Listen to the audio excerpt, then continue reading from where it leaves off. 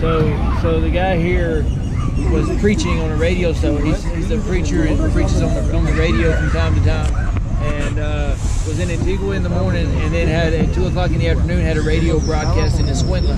And so he went by and saw us and talked to his family, and then took off to Escuintla to preach on the radio.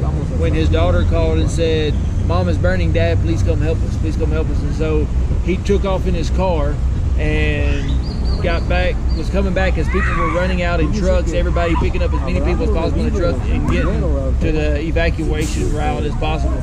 And so he flies back, he finds out his daughters are okay in the back of a truck, and they find a meeting point to meet later. He goes back in to get his wife. And so you have the town, he said the town was like this. He said the river of lava was coming around and around the edges and right down the middle. He said so the houses that were up on the high point of town were pretty much saved, and the ones that were down on the bottom were just completely the lava eating them up. But eventually the lava came around. He said his wife and his wife's mom was able to get out right before the lava came back together. And all these other people, he said she saw many people die because they could not get past that point before the lava connected back up on the other side. And said all those people, some were saved because they were able to stand on the rooftops of their 2-story houses, and were able to hold out through all the ashes. He said as he drove in, it was just black, get dark, you couldn't see nothing because the ash was falling so thick. It said that he was standing on the rooftop. As he was standing on the rooftop, he said, or it said they were standing on the rooftop, he said those people were saved. But he said all the other people, she saw them die because the lava just consumed them coming in. And she was able to get out, get saved. He got his wife, and they were able to get out.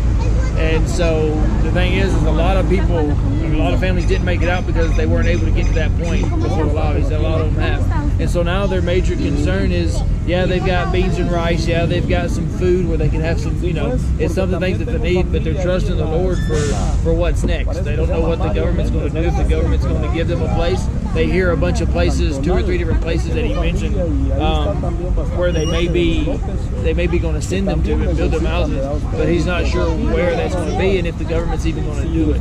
And he said God has saved them. He said everybody that was saved from that has their own story. They've all had their own. Each one of them have their own special story of how God saved them from that. But he said their big concern is they don't know what the government's going to do, and they don't know whether they're just waiting out and what's going to happen. They've heard various rumors, but they don't know if anything is legit. And so with that, that's what they're waiting to see. But he said even if I have just a small piece of land to where I have nothing, he said I know from there I can start new all over with my family. And he said even if it's a shack building of metal, he said me and my family will fight because we're fighters, and we will push through and just little bit by little bit build back our place of living again. He grew up there. He was born in the town. They got covered up, and he's 37 years old, lived there all of his life, and then all of a sudden it's all gone. And so he's one of many stories of how they were saved to do that. And so they're just, they're trying to figure out, he said the food and stuff he's grateful for because they've given clothes, they've given food, they've given them bunk beds to sleep in here. That supposedly they'll be able to take with them, but they have nowhere to go even when they leave.